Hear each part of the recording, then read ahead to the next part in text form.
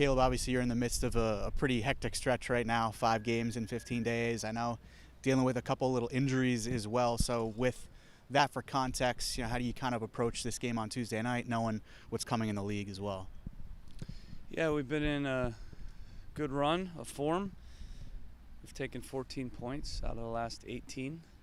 So that's a little over 2 points per game. So we're on a good run. We got to keep that up. We got 3 very important league games next week, all 3 of them on the road. We're in 10th, and it's a dogfight for 9th, 8th, 7th, 6th.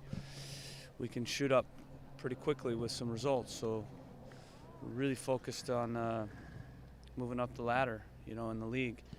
And then we have this Open Cup game. Obviously, we lost a few guys to injuries in the last Open Cup game. We're a little thinner than we were in the last Open Cup game, but we're still going to do everything we can to advance. But we'll definitely rotate in the game. We'll definitely use it for development as well, and that should set us up well for the league next week. I said it. We're one club, and we're going to call different names. And this is definitely a game where we're going to call different names. And a lot of those names will be Revs 2 guys. And based on what you saw from some of those guys in the game against RIFC, what kind of confidence do you have in that group, having seen them do what they did in the round of 32? Yeah, a lot of confidence in our young players. When I say we're using it for development, doesn't mean that we're trying to lose the game. Winning's a part of development.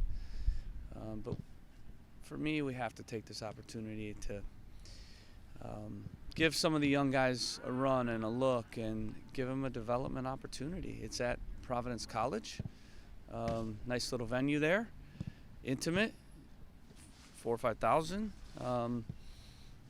We're going to, approach it like a home game. Obviously, players will drive there, so on and so forth. We're playing a good team. Chicago, they'll probably play most of the starters. We're going to play mostly reserves and guys that we need to keep fit and in form and young guys.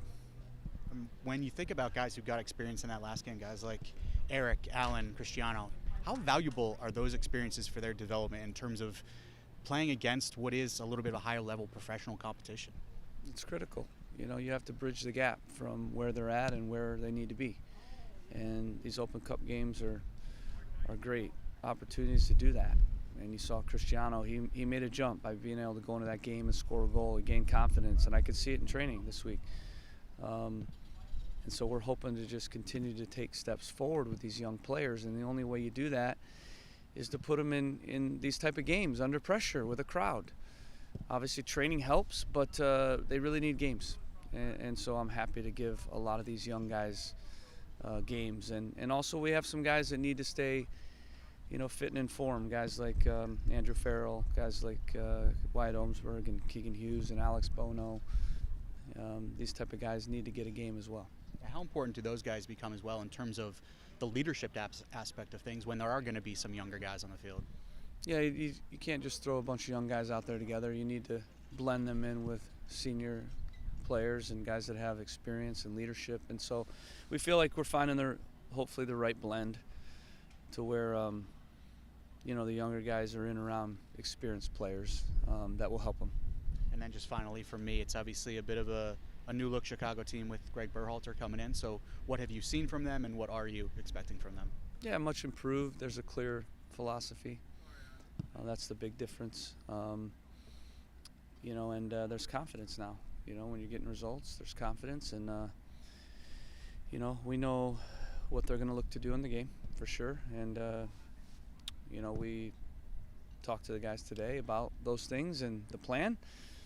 And we're going to do everything we can to try to advance. But we're going to do it with different guys. And then that'll set up this weekend's game for us, which is then followed by another midweek game and another game on the weekend. So it's a very busy stretch. And if we do end up rotating next week, we need these guys to be available. If we don't rotate, the only way to approach this game with such a tight turnaround from Saturday to Tuesday is to rotate. Caleb, in terms of the venue tomorrow night, What do you like about the intimate setting, like you said, 4,000 or 5,000, a little bit smaller? Yeah, it'll be cool. Something different. I think, again, for the guys that will play, it'll be a nice environment. It'll be buzzing, even for our supporters to kind of be in a different, feel, a little more intimate. I think it'll be great. It'll be a fun little thing. When you went down there for the last Open Cup match and saw some of the fans that you maybe sometimes see up here, but maybe not normally see, just what stood out about the people from Rhode Island that came out? Yeah, it's good to just, continue to grow our fan base in New England. Continue to connect with these different communities in around New England and around the greater Boston community. And it was good to see some new faces, and hopefully they'll come to our home games, and I think if we win the game, then they'll obviously be more excited about coming to those home games. And some of the guys that you mentioned, younger guys, one of them's Gabor, and played his college soccer there. Okay. Has he said anything about the venue, anything to look forward to, anything like that? No, just that he scored a lot of goals there, so we need to play him because he'll score. No, he didn't say that, but yeah, great kid, pretty cool for him to have the opportunity, hopefully, to get some minutes in that game. Yeah, and last time out, he put one off the post, late in that match. The fact that he was able to sort of take advantage of his minutes, that's probably what you're looking for from some of your guys that get the opportunity, right? Yeah, absolutely. You got to take your chances, and I'm happy to give those opportunities, but I may not give it again unless you do well. So he took his opportunity, so he's going to get another opportunity. Sure. And lastly for me, in league play, obviously 6 matches unbeaten here. Can you pinpoint a moment where things sort of clicked for your club there, particularly on the defensive end with how well you played there?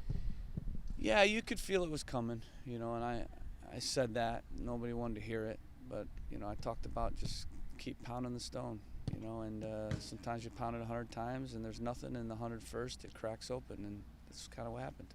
We were on the right track. We had a good process. We were defending well. We needed to get our balance and our attacking game going, and eventually we did. So like where we're at, but we got to stay hungry. We got to keep pushing, and we'll compartmentalize the week. Obviously, we'll rotate and play some different guys this game, and then we'll train the other guys tomorrow. So we'll keep them on a different track the entire week, so they're ready for Kansas City this Saturday. Thanks, Caleb. Appreciate it. Thanks, Gil. Appreciate it.